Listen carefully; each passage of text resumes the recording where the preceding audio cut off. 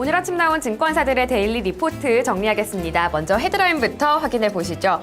오늘 시장 전략에 대해서 삼성증권 증시의 하방 리스크 확대 가능성을 경계해야 한다고 지적했고요. 그리고 한양증권은 트레이딩 관점에서 대응하면서 내수주에 관심 가질 것을 조언을 했습니다.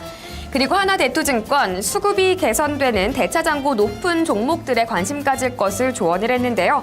대차장고가 감소하면서 연기금과 기관 쪽에서 매수세가 유입된 종목들 과거의 성과가 양호했던 걸로 분석이 됐습니다. 최근 이런 성향을 가진 종목으로는 코스맥스나 동국제강, NHN 엔터테인먼트 등 6개 종목을 제시하기도 했습니다. 네, 그리고 이어서 대신증권, 미국의 금리 인상 시기 업종별 성과와 스타일의 변화를 분석해 봤는데요.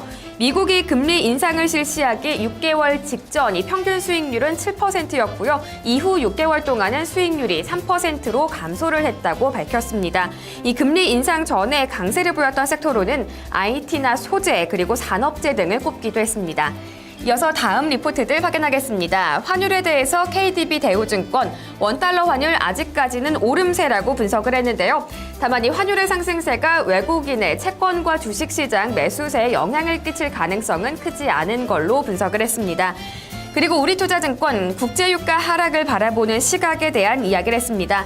당분간은 저유가 수혜주에 집중할 걸로 이 종목 전략을 제시하기도 했습니다. 그리고 유한타증권은 중국의 레포 담보 규제 강화와 경제 공작 회의라는 이야기를 했는데요. 어제 중국의 증권 당국이 회사채에 대한 레포 담보 규제를 강화하면서 중국 증시가 5%대 급락세를 보였습니다. 하지만 인민은행이 추가로 금리 인하를 시행하거나 지급 준비율을 인하한다면은 이런 시장도 안정화될 걸로 전망을 했습니다. 이어서 신한금융투자 FOMC 회의와 관련해서 10년 전인 2004년 1월과 현재 2014년 12월을 분석해봤는데요. 이 미국 경기가 지난 2004년 1월 연준이 상당 기간 초저금리란 문구를 삭제했을 때와 현재 상당히 유사하다는 분석이었습니다. 시장에는 이미 금리 인상에 따른 변화가 반영이 돼 있다면서 주식시장의 스트레스는 제한적일 걸로 전망을 했습니다.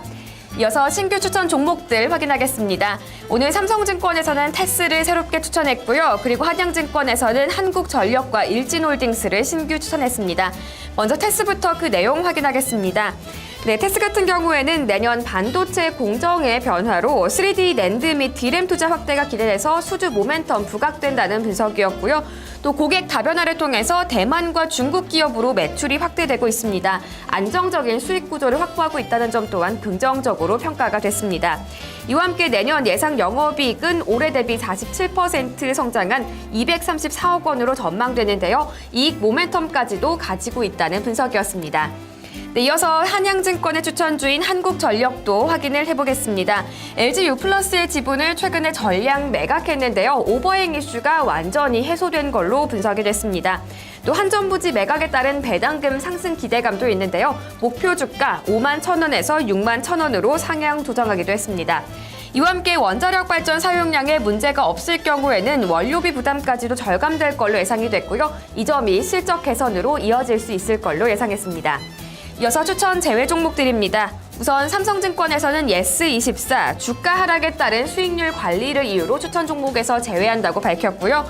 그리고 한양증권에서는 영원무역 이 종목 교체를 이유로 제외를 했습니다. 그리고 현대증권에서는 삼성 SDI와 제일약품 두 가지를 제외했는데요. 삼성 SDI는 이 탄력 둔화 그리고 제일약품은 손절 라인 하회를 그 이유로 제시했습니다.